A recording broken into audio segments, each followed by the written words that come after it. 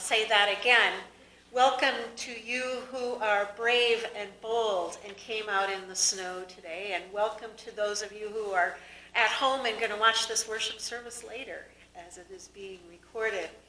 Thank you, Mary, for the beautiful music this morning. Let us turn in our bulletin, and say this too, this day of snow and blizzard is a day that God has made.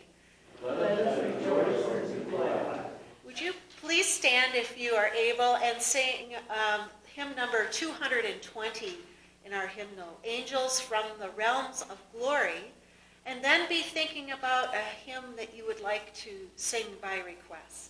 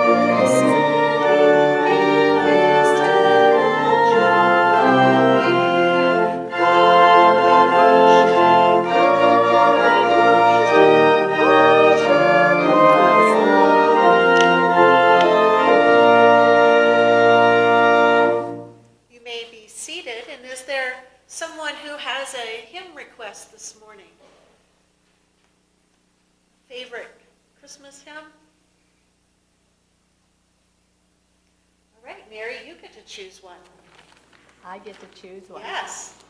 All right, how about kind of a different one? 237. 237. 237.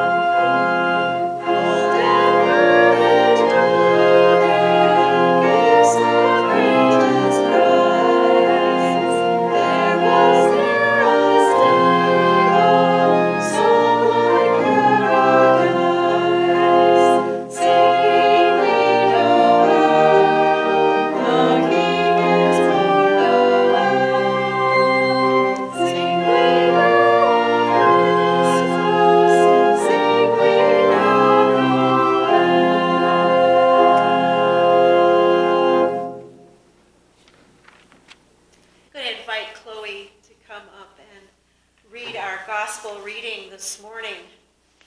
Okay, letters. When the time came for their crucifixion according to the law of Moses, they brought him up to Jerusalem to present him to the Lord. As it is written in the law of the Lord, every firstborn male shall be designated as holy to the Lord. And they offered a sacrifice according to what it stated in the law of the Lord, a pair of turtle doves or 2 young pigeons. Now there was a man in Jerusalem whose name was Simeon. This man was righteous and devout, looking forward to the consolation of Israel, and the Holy Spirit rested in him. It had been revealed to him by the Holy Spirit that he could not see death before he had seen the Lord's Messiah. Guided by the Spirit, Simeon came into the temple, and when the parents brought in the child Jesus to do for him what was customary under the law, Simeon took him in his arms and praised God, saying, Master, now you are dismissing your servant in peace according to your word. For my eyes have seen your salvation, which you have prepared in all present of the people, a light for revelation to Gentiles, and for glory to your people Israel. And the child's father and mother were amazed at what had been being said about him. Then Simeon blessed them and said to his mother Mary, This child is destined for the falling of the raising of many in Israel, and to be a sign that will be opposed, so that the inner thoughts of many will be revealed, and a sword will pierce your own soul too. There was also a prophet Anna, the daughter of Phanuel, of the tribe of Asher. She was of a great age, having lived with her husband 7 years after her marriage. Then as a widow to her age of 84, she never left the temple, but worshipped there, in fasting and prayer night and day. At the moment she came, she began to praise to God and to speak about the child to all who were looking for the redemption of Jerusalem. Thank you.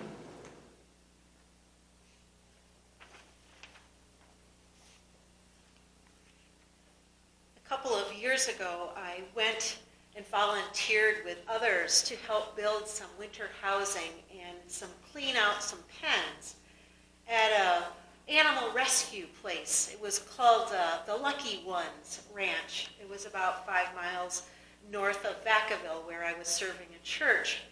This animal sanctuary housed about 100 animals so that they could live out the rest of their lives in peace and in good care. Some of them had been injured, some of them were lame, some of them had been even rescued from abuse. There were domestic fowl of all kinds, chickens, turkeys, geese. There were pot-bellied pigs. There were elderly horses that they said were unicorns. There were donkeys and many goats and sheep. And it was there that I met Feather. She was a female goat, and Feather's ears and her mouth had been badly burned during the wildfire that was called the Camp Fire, the one that burned the town of Paradise. Do you remember that a few years ago? Her owner believed that she was the most burned of all of the goats who survived because she went ahead to find a safe escape for the herd. She was the alpha female goat of the herd, and she led 17 goats away from the fire that burned their home, and they found them about a mile away underneath a tree that had not been burned. The Lucky Ones Ranch was a passion of Vince and Theo. Now, he was a police detective, and she was a police dispatcher. They both worked full-time, they had children, and yet they started this 5-acre animal sanctuary with the help of many volunteers, veterinarians, and friends from the police departments and the fire departments, and people who would just come and volunteer their time, their skills, and their money. Now, many of the regulars were people from those police departments even further away who would come up there. They had heard about the animal sanctuary from other police officers. I think it spoke a lot to me about the nature of the work of first responders. Because all over the sanctuary of animals were these signs that said this: believe there is good in the world. Believe there is good in the world. This Gospel of Luke has brought us back once again in the nativity stories to the temple in Jerusalem. The last echoes of the angel choirs are gone and quiet. The shepherds have returned to their fields. The man and maiden from Nazareth have registered with the Roman authorities for their taxes. The baby Jesus has undergone his circumcision and a naming ceremony, and yet they're going back one more time to the temple. You can almost imagine the conversation. Mary, do you have anything else to tie onto the donkey? No, Joseph. Thank goodness that we can buy doves once we get to Jerusalem. Well, you know, Mary, actually I managed to buy 2 turtle doves here in Bethlehem. You can just imagine the prices that they would charge in Jerusalem. Oh, good idea. I'm really glad that we're presenting Jesus there again. Surely God must have something special in mind for him. Yes, I think so too, Mary. Now, if you're ready, let's go to the temple. The temple. It's a frequent scene in the gospel according to Luke. It's a place that the good news is proclaimed. Now, over the next few weeks in the lectionary, we're going to hear more from the Gospel of Luke. So I wanted to build this theological background for you of what Luke's priorities are in talking about the temple. Here today, we hear from Simeon and Anna, 2 more elderly, pious Jews who enter into the Jesus story. Each one of them has spent their whole lives serving and worshiping God in the temple. Now, you can remember back during the play that we had up here when the narrator began saying that the motivation of the author of the Gospel of Luke was to hear those eyewitness stories and to put them all together so that we, the readers, the listeners, would believe the good news. Here are Simeon and Anna, again, telling us the good news. Now, prophets, because they're called prophets, Anna especially was called a prophet, they were a lot more than what we think of. Sometimes we think of a prophet as somebody who predicts the future, right? Well, that's actually a very small part of the job description of a prophet. And yet we do hear that from Simeon. He foreshadows the pain and the conflict that's going to happen because of Jesus' good news when he comes into his ministry in his adulthood. He says, many will fall and many will rise because of Jesus. And then he goes on to say, for the first time, that God's message of good news is going to be extended not only to the Jewish people, but also to all of the Gentiles, that it's going to encompass everyone in the whole world, that this holy child is for all people, to bring peace and freedom and healing, a salvation to everyone who chooses him. So Anna and Simeon are prophets in the truest sense of the Old Testament, where they did more than predict the future. They interceded on behalf of the people with prayers, and we heard that in the reading that Chloe read. We heard about how they talk about God's character and what's important to God, about justice and right living. Prophets served people. They worshiped God. And they lived their whole lives with their eyes focused on God for the benefit of people. They acted as God's signs in the world, always looking out for what God is doing. To be a prophet is to tell people about the signs that they see. We can think of Bishop Desmond Tutu as a modern-day prophet, can't we? Because he was speaking about the signs of where he saw God at work and the role of justice for the people of South Africa under apartheid. Today we heard Anna and Simeon talking about Jesus, the baby Jesus, as that great big God-shaped sign that has them filled with joy and with gladness. I was thinking about it. In many ways, prophets are like Feather, the alpha goat. They lead the flock to the places of safety. Even in the midst of difficult and frightening times, the role of the prophet was to discern a way forward and to tell people that they could believe in the goodness of life. Anna devoted her whole long life to God. Simeon had been watching and waiting for a long time for God's redemption. Mary sings about the poor ones being raised up by God, and Anna continues to tell the good news that people could believe that there is good in the world. Biblical scholars suggest that when the author of the Gospel of Luke tells all these details about who Anna was, what family she was from, her father's name, the fact that she was married for 7 years and then widowed and she was 84 years old, it's a suggestion that this is an eyewitness account, that the people who were hearing this gospel for the first time probably knew Anna or knew about Anna from the elders in their own families.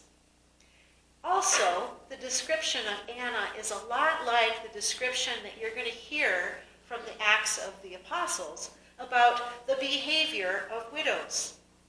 So Luke's early Christian community would have really identified with this story because of the behavior of Simeon and Anna.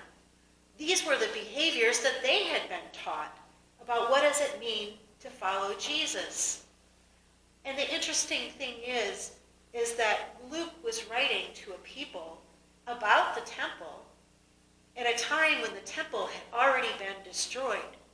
It was no longer there.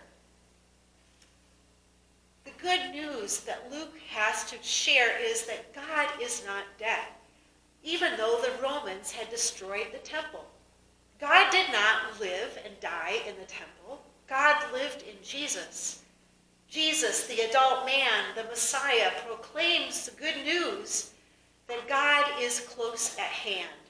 And we remember, and we'll hear it in further weeks, that Jesus taught both in the temple and outside the temple, in the fields and on the plains, on the mountains. He taught his disciples how to pray and to love God, to interpret the scriptures, and to sing hymns.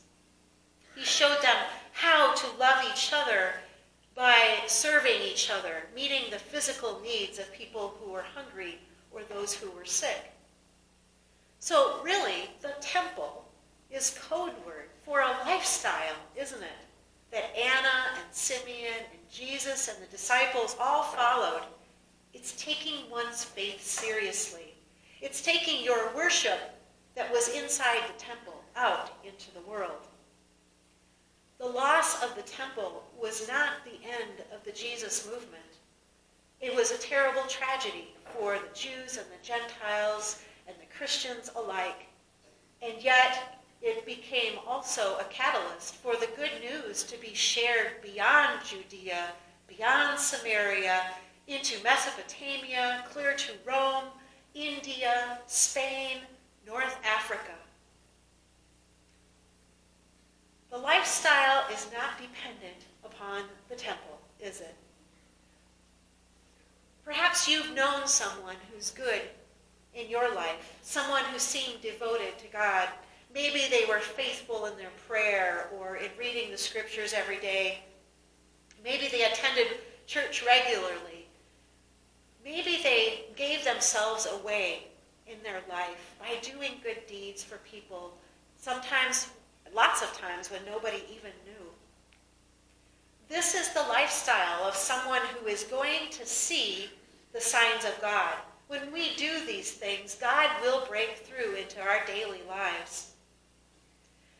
Last thing, this word gospel that we throw around, some of you probably already know that, but it's simply a Greek word that means good news. all four of the Gospels are writers' viewpoints on what Jesus did and what his meaning was, so that we would come to believe. Jesus, who was God's way of breaking into our messy world. In Jesus, God was showing us and saving us a way forward through dangerous times. And we can hear Simeon and Anna's good news that we ought to believe that there is good in the world because of this Jesus who is God with us. Christmas doesn't end after the 12 days. It doesn't end after Epiphany, does it? The good news goes on and on in our lives. I'd like us to turn to another hymn, Go Tell It on the Mountain. And you can imagine Anna in this singing of this hymn as one who was one of the first ones to go and tell it on the mountain where the temple was at the top of that mountain. This is number 251 in your hymnal. Let's stand and sing.